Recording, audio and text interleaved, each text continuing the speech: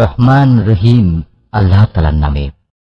সে বলল, হে আল্লাহ তাআলার প্রেরিত মেহমানরা, এবার বলো তোমাদের এখানে আসার পেছনে আসল ব্যাপারটা কি। তারা বলল, আমাদের আল্লাহর পক্ষ থেকে একটি অপরাধী জাতির কাছে তাদের শায়েস্তা করার জন্য পাঠানো হয়েছে।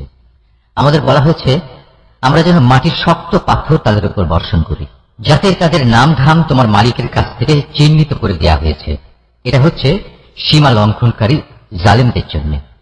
অতঃপর আমি সেই জনপদ থেকে এমন প্রতিটি মানুষকে বের করে এনেছি যারা ঈমানদার ছিল।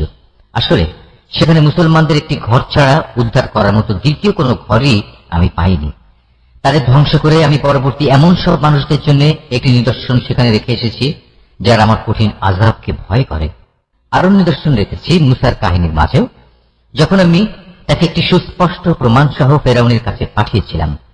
সে তার সাঙ্গপাঙ্গ সহ হেদায়েত থেকে মুখ ফিরিয়ে নিল এবং সে বলল, এ তো হচ্ছে জাদুকর কিংবা আস্ত পাগল। অতঃপর আমি তাকে এবং তার লয় লস্করদের এই বিদ্রোহের জন্য চরমভাবে পাকড়াও করলাম এবং তাদের সবাইকে সমুদ্রে নিক্ষেপ করলাম। আসলেই সে ছিল এক দণ্ডযোগ্য অপরাধী ব্যক্তি। আদ জাতির ঘটনার মাঝেও শিক্ষণীয় উপদেশ রয়েছে। যখন আমি তাদের উপর এক সর্ববিধ্বংসী ঝড় বাতাস পাঠিয়েছিলাম, এই বিধ্বংসী বাতাস যা কিছুর উপর দিয়ে ধেয়ে এসেছে তাই পচা হাড়ের মতো চূর্ণ বিচূর্ণ করে দিয়ে গেছে। নিদর্শন রয়েছে সামুদ জাতির কাহিনীর মাঝেও, যখন তাদের বলা হয়েছিল একটি নির্দিষ্ট সময় পর্যন্ত তোমরা নিয়ামত ভোগ করতে থাকো, কিন্তু তারা তাদের মালিকের কথার নাফরমানি করল। অতঃপর এক প্রচন্ড বজ্রাঘাত তাদের উপর এসে পড়ল এবং তারা চেয়েই থাকল। আযাবের সামনে তারা একটুখানি দাঁড়াবার শক্তিও পেল না এবং এই আযাব থেকে নিজেদের তারা বাঁচাতেও পারল না। এর আগেও বিদ্রোহের জন্য আমি নূহের জাতিকে ধ্বংস করেছিলাম। নিঃসন্দেহে তারাও ছিল একটি পাপী সম্প্রদায়। আমি আমার নিজস্ব ক্ষমতা বলেই এ আসমান বানিয়েছি। নিঃসন্দেহে আমি মহান ক্ষমতাশালী। আমি এই জমিনকেও তোমাদের জন্য বিছিয়ে দিয়েছি। তোমাদের সুবিধার জন্য আমি একে কত সুন্দর করেই না সমতল করে রেখেছি। সৃষ্টি জগতের প্রত্যেকটি বস্তু আমি জোড়ায় জোড়ায় পয়দা করেছি, যাতে করে এ নিয়ে তোমরা চিন্তা গবেষণা করতে পারো।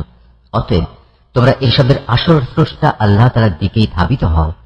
আমি তো তার পক্ষ থেকে আগত তোমাদের জন্য সুস্পষ্ট সতর্ককারী মাত্র। তোমরা আল্লাহ তাআলার সাথে অন্য কাউকে মাবুদ বানিয়ে নিও না। আমি তো তোমাদের জন্য তার পক্ষ থেকে একজন সুস্পষ্ট সাবধানকারী মাত্র।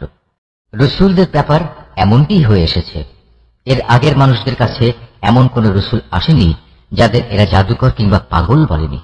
একই ব্যাপার, এরা কি একে অপরকে এই একই পরামর্শ দিয়ে এসেছে যে বংশানুক্রমে সবাই একই কথা বলবে? না, আসলে এরা ছিল সীমা লঙ্ঘনকারী জাতি। অতএব হে নবী, তুমি এদের উপেক্ষা করো। এজন্য তুমি কোনো ক্রমেই অভিযুক্ত হবে না।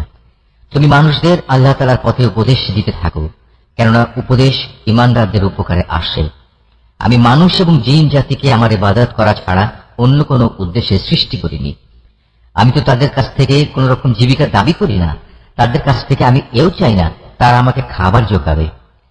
নিঃসন্দেহে আল্লাহ তাআলাই জীবিকা সরবরাহকারী। তিনি মহাপরাক্রমশালী, প্রবল ক্ষমতার অধিকারী।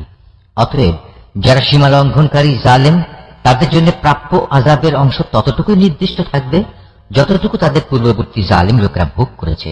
সুতরাং আযাবের ব্যাপারে তারা যেন খুব তাড়াহুড়ো না করে। দুর্ভোগ ও ভোগান্তি তো তাদের জন্যই যারা শেষ বিচারের দিনকে অস্বীকার করেছে, যার প্রতিশ্রুতি তাদের বারবার দেয়া হয়েছে।